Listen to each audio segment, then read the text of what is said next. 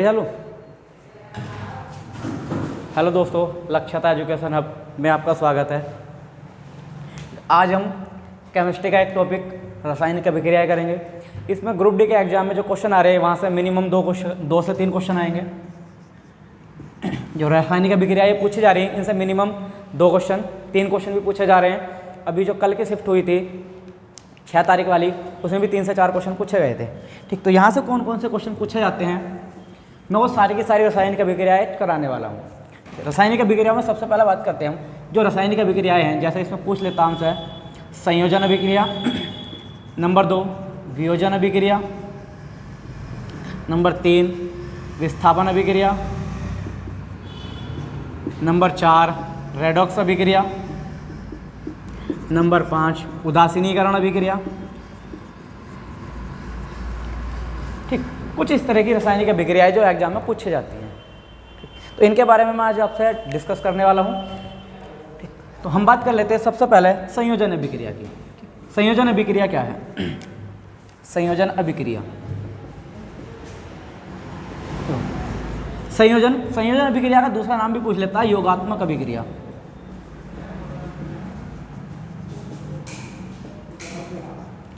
संयोजन अभिक्रिया या योगात्मक अभिक्रिया पूछ लेता है। यहाँ योगात्मक से मतलब है योग करना।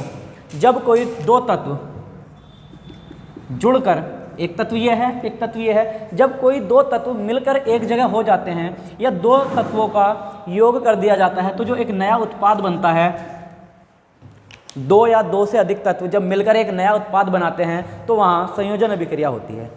इसमें जो 2 तत्व मिले, यहाँ तत्व प्लस तत्व भी मिल सकते हैं, एलिमेंट तत्व प्लस तत्व मिल सकते हैं, यौगिक के साथ यौगिक मिल सकता है, ठीक, और तत्व के साथ यौगिक भी मिल सकता है। तत्व या तत्वों के योग को, यौगिक तथा यौगिक के योग को, तत्व और यौगिक के योग से जो उत्पाद, तीसरा उत्पाद बनेगा, एकल उत्पाद जो बनेगा, ये उत्पाद कैसा होगा? एकल उत्पाद। जो एकल उत्पाद बनेगा वहाँ संयोजन अभिक्रिया होगी। जैसे हम एग्जाम्पल उदाहरण के तौर पर ले लेते हैं।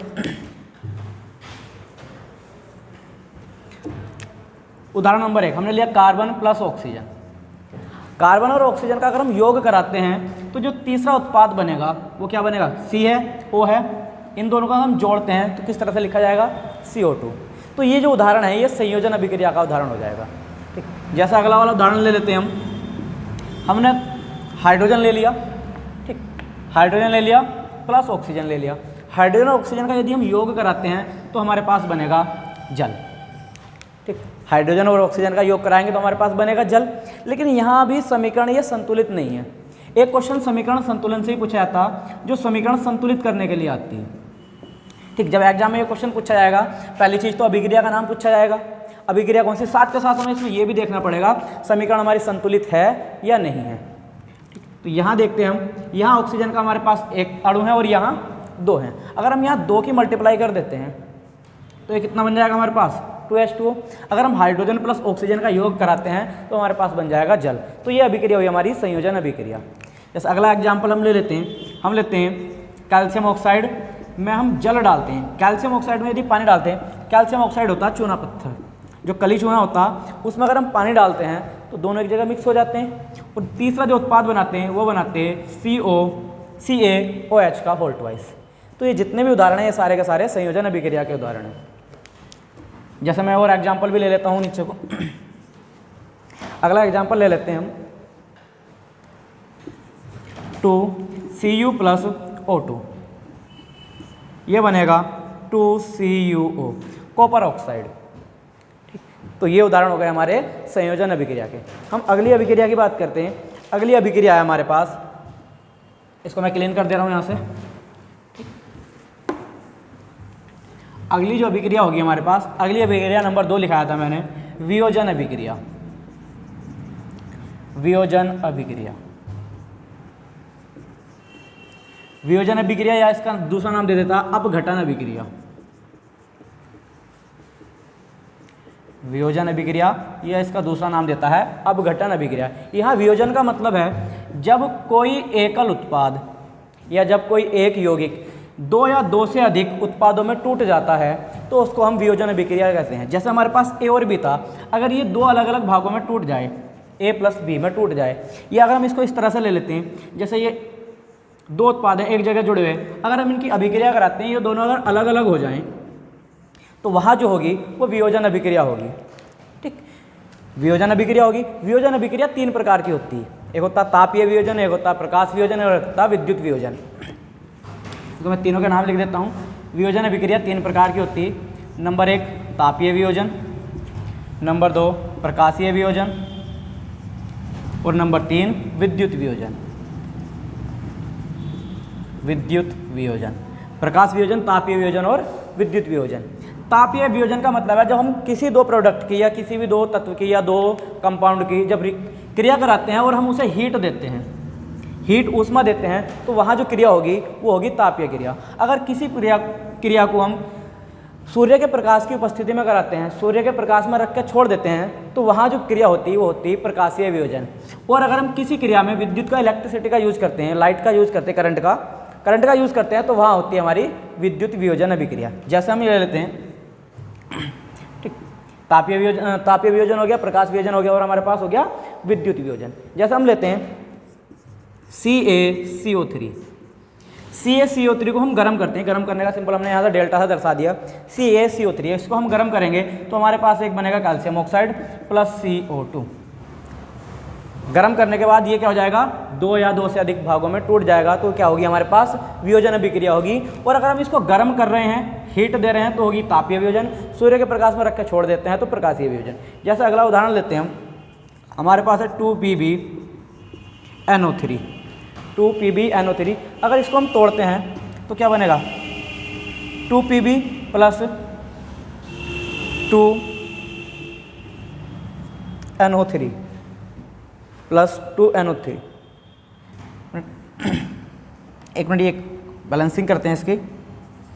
2NO2 प्लस O2, ऑक्सीजन के 4 ये रहे, ऑक्सीजन के 2 ये रहे, ऑक्सीजन के कितने बन गए हमारे पास, 6 बन गए। अगर हम 2Pb जो हमारा ये है लेड नाइट्रेट है, अगर इसको तोड़ते हैं, ये 3 भागों में टूट गया, ये कितने भागों में टूटा था, 2 भागों में। अगर कोई भी एकल उत्पाद 2 या 2 से अधिक भागों में टूट जाता है तो वहाँ होगी हमारी वियोजन अभिक्रिया। ठीक, जैसे मैं अगला और ले लेता हूँ, अगला उदाहरण ले लेते हैं हम इसका। जैसे हमारे पास है 2NaOH 2NHCO3, 2NaHCO3 हम लेते हैं यहाँ बेकिंग पाउडर, सोडियम बाइकार्बोनेट। ठीक, सोडियम बाइकार्बोनेट की अगर हम अभिक्रिया कराते हैं तो ये बनेगा हमारे पास Na2O3, Na2, इसको इक्वल करते हैं Na2CO3 plus H2O plus oxygen gas अलग हो जाएगी। यहाँ ऑक्सीजन के हमारे 3 दूनी 6 हैं, देख लेते हैं बराबर है क्या, 3 2 5 और 1 6। हाइड्रोजन के हमारे पास 2 थे, हाइड्रोजन के 2 आ गए। कार्बन का हमारे पास 1 था, कार्बन 1 आ गया। Na सोडियम के हमारे पास 2 थे, 2 तत्व यहाँ आ गए। ठीक, तो ये जो अभिक्रिया होगी गर्म करने के बाद जो अभिक्रिया होगी वो होगी हमारी तापीय वियोजन अभिक्रिया। ठीक, अगली अभिक्रिया के बारे में पढ़ते हैं हम, प्रकाशीय वियोजन अभिक्रिया। ठीक, प्रकाशीय वियोजन अभिक्रिया क्या है, अगर हम सिल्वर क्लोराइड लें, ठीक, अगर हम लेते हैं सिल्वर क्लोराइड को सूर्य की उपस्थिति में गर्म करते हैं हम, सनलाइट, सिल्वर क्लोराइड को किसकी उपस्थिति में हम गर्म करते हैं, सूर्य के प्रकाश में रख के छोड़ देते हैं, तो ये जो वियोजित हो जाता, इसमें से Ag सिल्वर अलग हो जाता प्लस क्लोरीन गैस मुक्त होती है। ठीक, ये क्लोरीन गैस क्या हो जाएगी, मुक्त हो जाएगी। सोना यहाँ से Ag चंद जो ये था Ag हमारा ये अलग हो जाएगा और कौन सी गैस बनेगी, क्लोरीन गैस बाहर निकल जाएगी। तो ये हो जाएगा हमारा प्रकाशीय वियोजन। यहाँ उसकी पहचान है, अभिक्रिया कराई गई है सूर्य के प्रकाश में, वहाँ अभिक्रिया कराई गई थी, गर्म करी थी हमने। तीसरा देखते हैं हम विद्युत वियोजन। जो विद्युत वियोजन होता है किसी भी अभिक्रिया कराने के लिए जब उसमें इलेक्ट्रिसिटी प्रवाहित कर दी जाती है तो वहाँ होता है विद्युत वियोजन। जैसे हम बात करते हैं जल को लेते हैं, हमने लिया जल H2O, अगर हम इसमें करंट प्रवाहित करते हैं, धारा प्रवाहित करते हैं, तो ये 2 भागों में टूट जाता है। कौन कौन से भागों में टूटता, जैसे हमने लिया यहाँ 2H2O, इसको अगर हम तोड़ते हैं तो ये टूटेगा 2H2 प्लस O2, इसमें हाइड्रोजन और ऑक्सीजन अलग हो जाएगा। कुछ ये सोचते हैं कि अगर हम पानी को गर्म कर दें तो भी ये 2 भागों में टूट जाएगा। पानी गर्म करने के बाद 2 भागों में नहीं टूटेगा, हाइड्रोजन और ऑक्सीजन में नहीं टूटेगा। पानी को यदि हम गर्म करते हैं तो पानी गर्म करने के बाद वाष्प में बदल जाएगा और वाष्प को फिर से ठंडा करेंगे हम तो वो पानी में बदल जाएगा, H2O में बदल जाएगा। जबकि इसमें इलेक्ट्रिसिटी प्रोवाइड करने के बाद इसमें से ऑक्सीजन अलग हो जाएगी, हाइड्रोजन अलग हो जाएगी। ठीक, तो हमारी ये जो वियोजन अभिक्रिया थी, वियोजन अभिक्रिया भी कंप्लीट हो गई। क्वेश्चन पूछा गया था इस तरह से अभी 2-4 दिन पहले ही कि जो हाइड्रोजन है, हाइड्रोजन को किस विधि द्वारा अलग किया जाता है, सॉरी जल को किस विधि द्वारा अलग किया जाता है, तो विद्युत वियोजन के द्वारा। अगली पढ़ते हैं हम विस्थापन अभिक्रिया। ठीक, अगली हमारे पास विस्थापन अभिक्रिया। विस्थापन अभिक्रिया का मतलब है जब कोई तत्व अधिक प्रबल वाला तत्व कम प्रबल वाले तत्व को विस्थापित कर देता है, या अधिक क्रियाशील वाला तत्व कम क्रियाशील वाले तत्व को विस्थापित कर देता है, तो वहाँ जो अभिक्रिया होती है वो होती है विस्थापन अभिक्रिया। जैसे हम ले लेते हैं, हमारे पास था A + BC। ठीक, 2 अभिकारक थे हमारे पास, जो जिनकी अभिक्रिया कराई जाती है उनको कहते हैं हम अभिकारक। ठीक, जैसे हम यहाँ क्रिया कराए हैं, A + BC की क्रिया करा रहे हैं, तो इनको कहा जाएगा अभिकारक। जब 2 अभिकारक होते हैं, ठीक, इनमें से कम क्रियाशील वाला जो अभिकारक होता है वो अधिक क्रियाशील वाले तत्व से विस्थापित हो जाता है, तो वहाँ होती है हमारी विस्थापन अभिक्रिया। जैसे यहाँ ये था, यहाँ B के साथ C है, अगर यहाँ ये जो A था, A C को हटा के A की जगह बैठ जाए, यानी कि ये कुछ इस तरह से हो जाए, AB + के C। B जो था पहले C के साथ था, अब किसके साथ आ गया, A के साथ आ गया, तो ये जो अभिक्रिया होगी इस तरह की, ये होगी हमारी विस्थापन अभिक्रिया। विस्थापन अभिक्रिया भी हमारी 2 प्रकार की होती है, एक तो होता है एकल विस्थापन। विस्थापन अभिक्रिया 2 प्रकार की होती है, एक है हमारे पास एकल विस्थापन, एक है हमारे पास दोहरी विस्थापन। दोहरी विस्थापन अभिक्रिया या एकल विस्थापन अभिक्रिया। जब एकल विस्थापन का क्वेश्चन आता है तो एकल विस्थापन को ही हम विस्थापन लिख देते हैं। वहाँ एकल विस्थापन लिख भी देता, कभी कभी नहीं भी लिखता। अगर खाली उसने विस्थापन लिखा है, विस्थापन अभिक्रिया, तो इसका मतलब एकल विस्थापन से है। अगर दोहरी विस्थापन पूछेगा तो वो लिख कर देगा। ठीक, ये तो हो गया हमारा एकल विस्थापन के लिए। दोहरी विस्थापन इस तरह से हो जाता है, जैसे हमारे पास AB + BC था, AB + CD। इन 2 अभिकारकों की जब क्रिया कराते हैं, ये हमारे पास A के साथ अगर C आ जाए और B के साथ हमारा D हो जाए, ये दोनों अपनी आपस में अभी जो इनके साथ वाले हैं, इनकी अगर अदला बदली कर लें, दोनों अगर अदला बदली करते हैं तो दोहरी विस्थापन, अगर एक अदला बदली करता है तो केवल विस्थापन होता है। जैसे हम इसका उदाहरण ले लेते हैं, इसका उदाहरण लेते हैं हम Fe + CuSO4, Fe + CuSO4। ठीक, तो हम बात करते हैं पहले एकल विस्थापन की। केवल हम विस्थापन अभिक्रिया की बात कर रहे हैं, दोहरी विस्थापन अभिक्रिया के मैं एग्जाम्पल नहीं लिख रहा हूँ।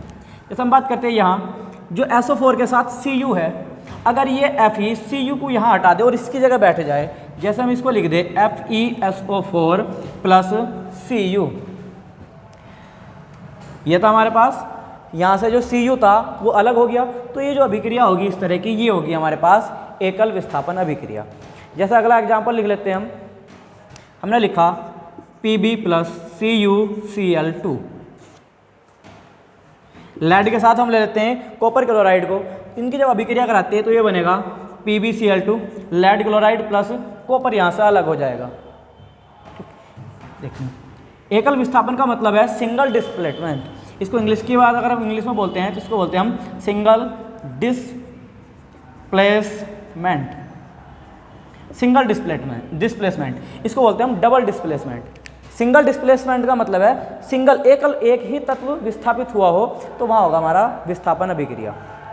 ठीक, जैसे हम अगला उदाहरण ले लेते हैं, हमने लिया 2PbO, लेड ऑक्साइड प्लस के साथ हमने लिया इसके कार्बन, इसकी अभिक्रिया कराई तो ये हो गया हमारे पास 2Pb + CO2। यहाँ जो ऑक्सीजन था ये कार्बन के साथ जुड़ गया जाके, तो यहाँ क्या किस चीज़ का उदाहरण हो गया है, विस्थापन अभिक्रिया का। जैसे मैं इसके और उदाहरण ले लेता हूँ, अगला और उदाहरण ले लेता हूँ मैं इसके, दोबारा से देख लेंगे। हमने लिया Zn + H2SO4, Zn + H2SO4, इसकी अभिक्रिया कराते हैं तो ये Zn क्या कर देता है, हाइड्रोजन को विस्थापित कर देता है और इसकी जगह खुद आ जाए ZnSO4 जिंक सल्फेट प्लस ये कितना हो जाएगा, हाइड्रोजन यहाँ से मुक्त हो जाएगी। ये क्या हो गया हमारे पास, एकल विस्थापन अभिक्रिया। ठीक, अब बात कर लेते हैं हम जो दोहरी विस्थापन अभिक्रिया। दोहरी विस्थापन अभिक्रिया क्या है? ठीक, दोहरी विस्थापन अभिक्रिया पे चलते हैं हम आगे।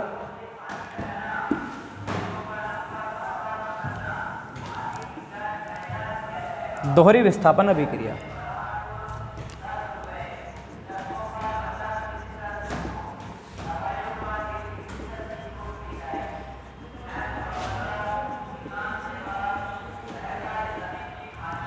दोहरी का मतलब हो जाएगा यहाँ डबल डिस्प्लेसमेंट। ठीक, जैसा हम लेते हैं यहाँ से AgNO3 प्लस HCl। ठीक, यहाँ लेते हैं हम सिल्वर नाइट्रेट प्लस हाइड्रोक्लोरिक अम्ल HCl। इनकी अगर हम अभिक्रिया कराते हैं आपस में तो ये यहाँ डबल विस्थापन होगा, दो डबल विस्थापन होगा। यहाँ से दो तत्व विस्थापित हो जाएंगे। जैसे हमारे पास Ag है, Ag के साथ आ जाए Cl, सिल्वर क्लोराइड, प्लस क्या बचा हमारे पास H, इसको लिख दें हम HNO3। ठीक, क्या लिख दें हम इसको HNO3। देखो दो तत्व विस्थापित हुए होंगे, यहाँ से Ag के साथ में क्या आ गया Cl ने अपना स्थान बदला, Ag के साथ आ गया, प्लस NO3 ने अपना स्थान बदला, H के साथ जुड़ गया जाकर। दो बार विस्थापन हुआ। दो बार विस्थापन का मतलब है दोहरी विस्थापन अभिक्रिया। ठीक, जैसा अगला एग्जांपल ले लेते हैं हम।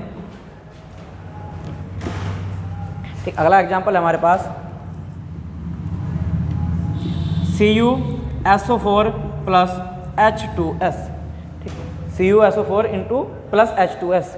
अब इसको देखते हैं। जो ये हमारे पास Cu है, कॉपर है, कॉपर के साथ यदि सल्फर आ जाए, S आ जाए, तो क्या बोलेंगे हम इसको CuS प्लस क्या बचा H2SO4। ये जो S था, S किसके साथ आ गया हमारा Cu कॉपर के साथ आ गया, प्लस जो SO4 था वो किसके साथ जाके जुड़ गया, हाइड्रोजन के साथ जुड़ गया जाकर। दोनों ने आपस में क्या कर ली, अदला बदली कर ली। क्या हुआ, दोहरी विस्थापन अभिक्रिया। जैसे अगला उदाहरण ले लेते हैं हम। अगला उदाहरण है हमारे पास NaOH plus HCl। NaOH plus HCl, इसकी अभिक्रिया जब हम कराएंगे तो क्या बनेगा, ये NaCl क्या बनेगा, नमक, प्लस क्या बचा, ये हाइड्रोजन किसके साथ जुड़ जाएगा, OH के साथ जुड़ जाएगा, तो क्या बनाएगा, जल बनाएगा। नमक प्लस जल, ये क्या है, एक तरह का क्षार है, क्षार। ये क्या है हमारे पास, अम्ल है। ये बना हमारे पास लवण प्लस जल। ये क्वेश्चन में डायरेक्ट पूछा गया कि यदि क्षार और अम्ल की क्रिया कराते हैं तो क्या बनता है, लवण प्लस जल बनता है। ठीक, ये जो उदाहरण है ये उदासीनीकरण अभिक्रिया का भी उदाहरण है।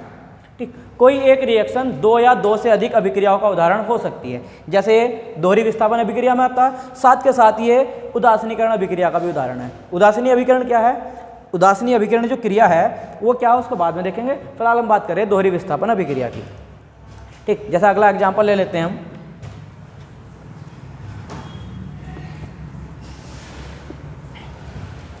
अगला एग्जाम्पल है हमारे पास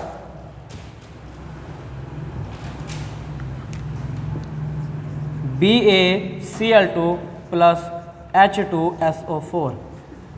BaCl2 प्लस H2SO4, इसकी हम क्रिया कराते हैं। जो ये बेरियम है, बेरियम के साथ आ जाए हमारा SO4, barium sulphate BaSO4, plus बचा H और Cl, दोनों में दो दो हैं।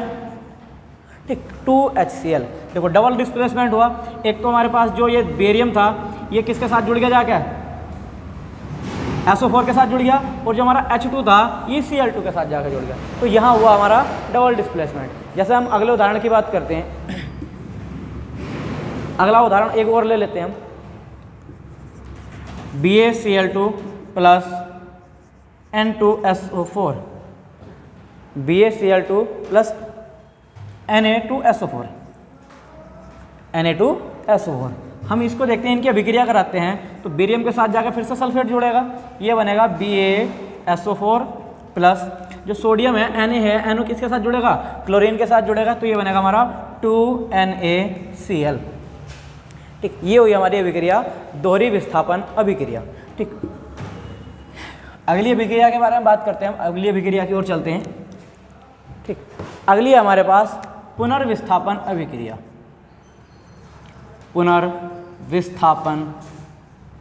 पुनर्विस्थापन अभिक्रिया।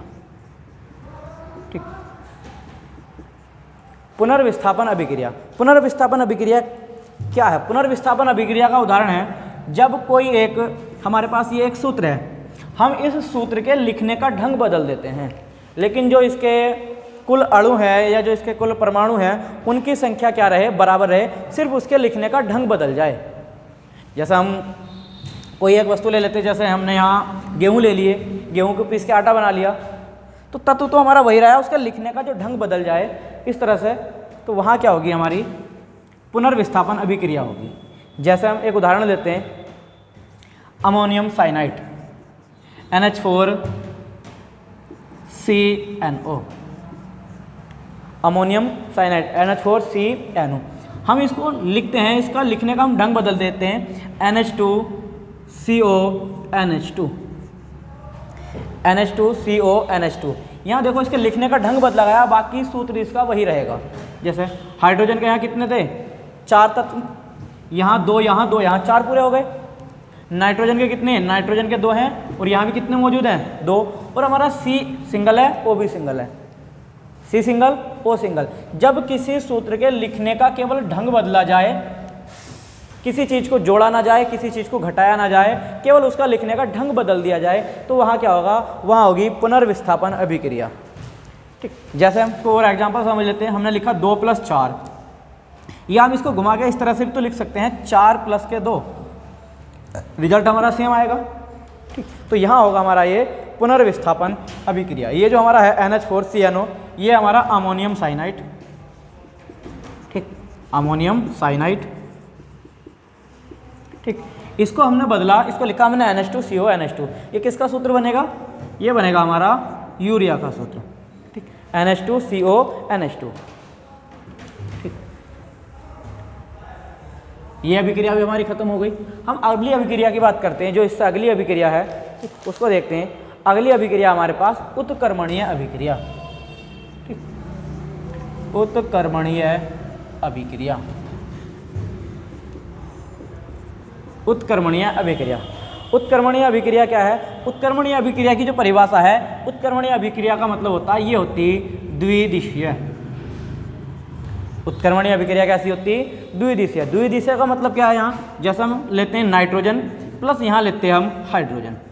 ठीक, नाइट्रोजन लिया हमने और साथ के साथ क्या लिया हमने? हाइड्रोजन। हमने इसकी अभिक्रिया कराई और अभिक्रिया के कराने के बाद बना हमारा 2NH3। ठीक, 2NH3। हम इससे ये भी बना सकते हैं और इससे ये भी बना सकते हैं। ये जो चिन्ह होता है, दोनों तरफ एरो का जो निशान होता है, इसी को बोला जाता है उत्कर्मणीय अभिक्रिया। ठीक, द्विदिशीय का हो गया, इससे ये बना सकते हैं, एक दिशा में ये एरो है, दूसरी दिशा का एरो ये है। अगर दोनों दिशाओं में एरो लगा हुआ है तो मतलब वहाँ कौन सी अभिक्रिया होती है? उत्कर्मणीय अभिक्रिया होती है। जैसे हमने लिया N2 + O2, इन दोनों को एक जगह जोड़ेंगे तो क्या बनेगा? 2NO। जो सिंबल आएगा, ये जो निशान आएगा, ये वाला फिर से किसका बन गया? हमारा उत्कर्मणीय अभिक्रिया का। इसका मतलब हम हाइड्रोजन और नाइट्रोजन और ऑक्सीजन को जोड़ के नाइट्रोजन ऑक्साइड बना सकते हैं, नाइट्रोजन ऑक्सीजन, और इसको अलग करने के बाद फिर से इसी अवस्था में हम वापस ला सकते हैं। द्विदिशीय जो होता है, वापस से उसी अवस्था में लाना ही द्विदिशीय अभिक्रिया कहलाती है। जैसे हम अगला उदाहरण लेते हैं, इसके बाद अगला उदाहरण लेते हैं और हम लेते हैं यहाँ हाइड्रोजन प्लस हम लेते हैं यहाँ आयोडीन। ठीक, हाइड्रोजन और आयोडीन की हम अभिक्रिया कराते हैं तो ये बनता है हमारे पास 2HI, हाइड्रोजन आयोडाइड। ठीक, हाइड्रोजन आयोडीन, सॉरी। हम इससे हाइड्रोजन आयोडीन बना सकते हैं। इनको अलग करेंगे तो हाइड्रोजन अलग हो जाएगा और आयोडीन अलग हो जाएगा। तो ये अभिक्रिया जो बनेगी हमारी, ये भी फिर से बनेगी उत्कर्मणीय अभिक्रिया। ये दोनों दिशाओं में चलती, इससे हम ये बना सकते हैं और इससे हम ये बना सकते हैं। ये हो जाती है हमारी द्विदिशीय अभिक्रिया। ठीक, उत्कर्मणीय अभिक्रिया भी हमारी कंप्लीट हो गई।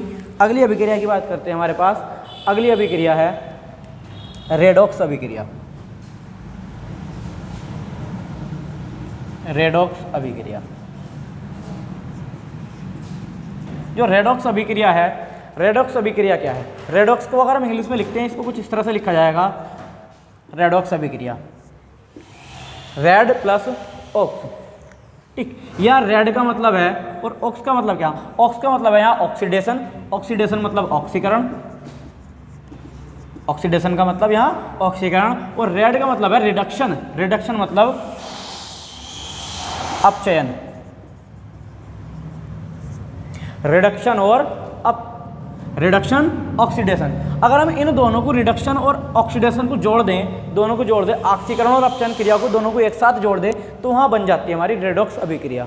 अब ये रेडॉक्स अभिक्रिया में जो हमारे पास ऑक्सीकरण आया, ऑक्सीकरण क्या है, अपचयन क्या है, इसको और देख लेते हैं। तो रेडॉक्स अभिक्रिया, रेडॉक्स अभिक्रिया में बात कर रहे हैं हम ऑक्सीकरण की, ऑक्सीकरण, और दूसरा है हमारे पास अपचयन। ठीक, ऑक्सीकरण और अपचयन। ऑक्सीकरण क्या है, ऑक्सीजन का जुड़ना, तो ऑक्सीजन होती है, ऑक्सीजन का जुड़ना कहलाता है ऑक्सीकरण। ठीक, अपचयन क्या है, ऑक्सीजन का हटना। अब हम कोई अभिक्रिया कराएं, उसमें ऑक्सीजन जुड़ जाता है तो वहाँ हो जाता है ऑक्सीकरण, अगर ऑक्सीजन हटा है तो वहाँ हो जाता है हमारा अपचयन। उसके बाद हम बात करते हैं हाइड्रोजन का हटना, या फिर अगर ऑक्सीजन ना जुड़े हाइड्रोजन हट जाए, या फिर अपचयन हाइड्रोजन का जुड़ना, हाइड्रोजन का जुड़ना।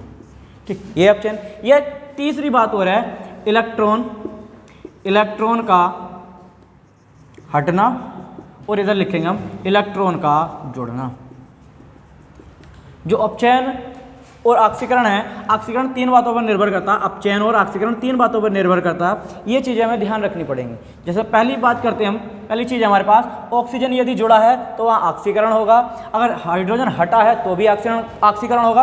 अगर इलेक्ट्रॉन का लॉस हुआ है, इलेक्ट्रॉन कम हुए हैं, हटना कह लो, यहाँ इसको कह लो इलेक्ट्रॉन का लॉस हुआ है, इलेक्ट्रॉन हटा है, तो वहाँ भी क्या होगा, हमारा ऑक्सीकरण अभिक्रिया होगी। वहीं अपचयन में बात करते हैं, अगर किस क्रिया में वहाँ से किसी जो हमारा एक अभिकारक था वहाँ से ऑक्सीजन हट जाए, या फिर उसमें हाइड्रोजन जुड़ जाए, या फिर हमारा इलेक्ट्रॉन का प्रॉफिट, जो इलेक्ट्रॉन है इलेक्ट्रॉन का प्रॉफिट हो जाए, या इलेक्ट्रॉन जुड़ जाए, तो वहाँ जो होगा हमारा अपचयन अभिक्रिया होगी। अगर हम इन दोनों को संयुक्त रूप से जोड़ दें, ठीक, संयुक्त रूप से जोड़ देते हैं, चाहे ऑक्सीजन का हटना जुड़ना जोड़ लो, चाहे हाइड्रोजन का हटना जुड़ना जोड़ लो, चाहे इलेक्ट्रॉन का हटना और जुड़ना देख लो, अगर ये तीनों दोनों अभिक्रिया एक साथ होती तो वहाँ बनती हमारी रेडॉक्स अभिक्रिया। ठीक, जैसे रेडॉक्स अभिक्रिया का हम एक उदाहरण रखते हैं, ये चीज़ हमें ध्यान रखनी पड़ेगी कि ऑक्सीकरण क्या होगा और अपचयन क्या होगा। कितनी देर की? ठीक, देखते हैं हम ऑक्सीकरण। जैसे हम लेते हैं, हमने लिया ZnO+C, ठीक, ZnO+C, हम इनकी अभिक्रिया कराते हैं। इसकी अभिक्रिया कराने के बाद जो ऑक्सीजन है, ऑक्सीजन हमारा जिंक के साथ Zn के साथ जुड़ा हुआ है, हम इनकी अभिक्रिया कराएंगे, यहाँ से ऑक्सीजन अलग हो जाए, जैसे यहाँ हो जाए Zn प्लस ये बन जाए, इसके साथ आ जाए CO। ठीक, Zn+CO एक तरह से ये विस्थापन अभिक्रिया की तरह भी काम करता है। देखो यहाँ से O था, ऑक्सीजन था, ऑक्सीजन विस्थापित हो गया, विस्थापित होकर किसके साथ पहुँच गया, कार्बन के साथ पहुँच गया, तो ये विस्थापन अभिक्रिया भी है और रेडॉक्स अभिक्रिया भी है। रेडॉक्स अभिक्रिया कैसे है, देखो जहाँ से ऑक्सीजन हटेगा, ऑक्सीजन का हटना, ऑक्सीजन का हटना क्या लिखाया था अभी, अपचयन। ऑक्सीजन अगर कहीं से हटा है तो वहाँ क्या होता है, अपचयन होता है, और जिसके साथ ऑक्सीजन जुड़ जाए वहाँ होता है ऑक्सीकरण। ऑक्सीजन यहाँ से हटा और किसके साथ जुड़ गया, कार्बन के साथ जुड़ गया, तो यहाँ हो गया ऑक्सीकरण। यहाँ से यहाँ गए तो हुआ ऑक्सीकरण, ऑक्सीकरण, ऑक्सीजन कार्बन के साथ ऑक्सीजन जुड़ा तो ऑक्सीकरण हो गया। Zn के साथ से ऑक्सीजन हट गया, केवल बच गया Zn, तो यहाँ हो गया हमारा अपचयन।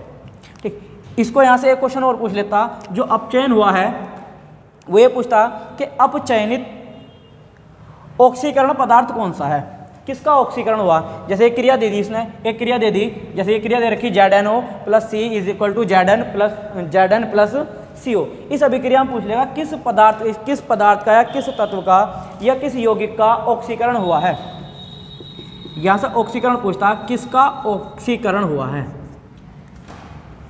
तो देखेंगे जिसके साथ ऑक्सीजन जाकर जुड़ेगा उस तत्व का ऑक्सीकरण होगा। यहाँ ऑक्सीकरण हुआ है C का, ठीक, ऑक्सीकरण किसका हुआ, C का हुआ। ठीक, और बात करते हैं अपचयन किसका हुआ है, अपचयन किसका हुआ है, अपचयन किसका हुआ है, ZnO का। अपचयन यहाँ अपचयन हुआ है, अपचयन तो हुआ ZnO का, ऑक्सीकरण हुआ हमारा C का। यही बात कर लेते हैं हम, ऑक्सीकारक पदार्थ अपचयित पदार्थ कौन सा है? अपचयित पदार्थ कौन सा है या अपचयित तत्व कौन सा है? अपचयन हुआ तो ZnO का है, लेकिन अपचयित पदार्थ है, अपचयन के बाद जो चीज़ बच जाती है वो अपचयित पदार्थ कहलाती है। तो ये जो बचा Zn, ये हो गया हमारे पास अपचयित पदार्थ। एक चीज़ और पूछता है इसमें, वो पूछता उपचयित पदार्थ कौन सा है? उपचयित पदार्थ या उपचयित तत्व, तो जिसके साथ ऑक्सीजन जाके जुड़ा है वो होता है उपचयित पदार्थ। ऑक्सीजन किसके साथ जुड़ा है? C के साथ जुड़ा है, और जुड़ने के बाद क्या बन गया? CO। तो उपचयित पदार्थ कौन हुआ? Carbon monoxide. अपचयित पदार्थ कौन हुआ? Zn zinc. ऑक्सीकरण किसका हुआ है? कार्बन का हुआ है। और अपचयन किसका हुआ है? ZnO का हुआ है। ठीक, अगली रिएक्शन देखते हैं।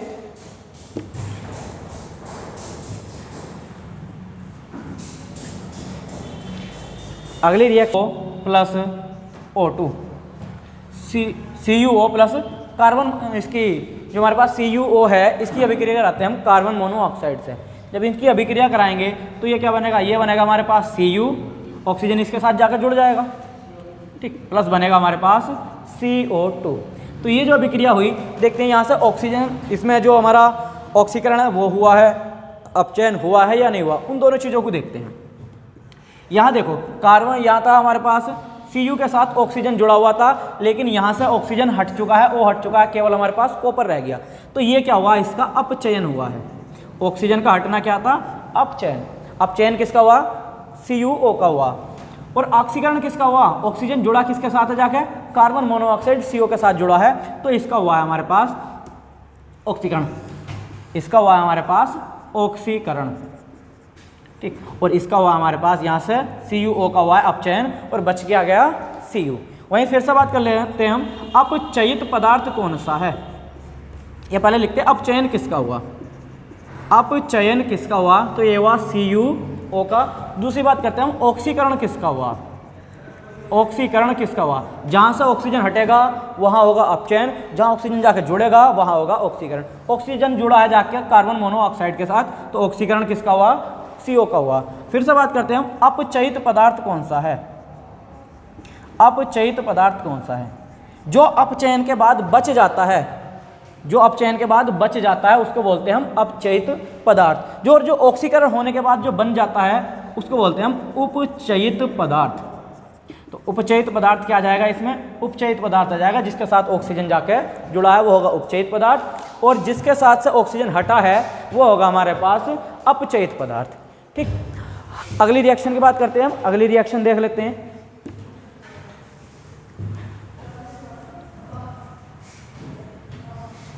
अगली रिएक्शन है हमारे पास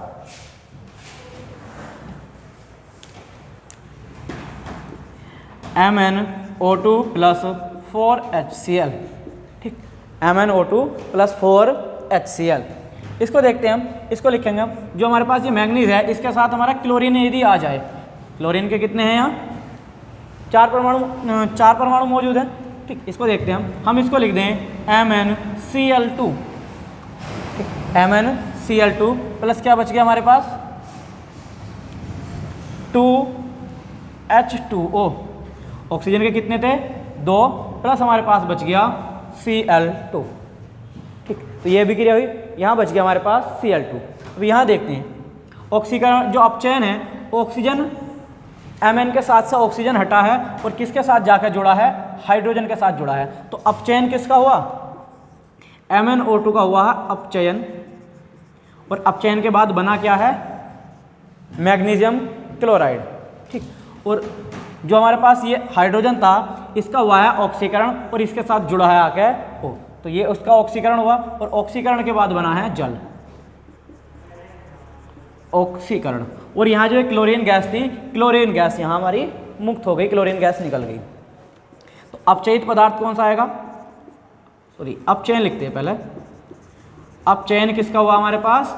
MnO2 का। ऑक्सीकरण किसका हुआ? ऑक्सीकरण को देखेंगे, ऑक्सीकरण हुआ हमारा HCl का, इसी के साथ तो हमारा ऑक्सीजन जाकर जुड़ा है। फिर देखते हैं हमारा अपचयित पदार्थ कौन सा है।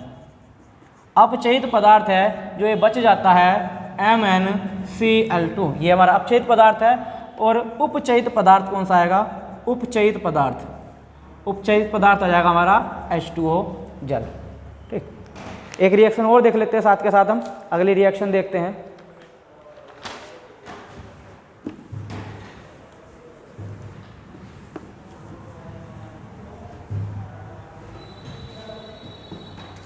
अगले रिएक्शन देख लेते हैं हम, CuO प्लस H2। इसकी हम क्रिया कराते हैं, यहाँ से ऑक्सीजन यदि हट जाए और ये हाइड्रोजन के साथ लग जाए जाके, तो हमारे पास बचेगा Cu प्लस H2O।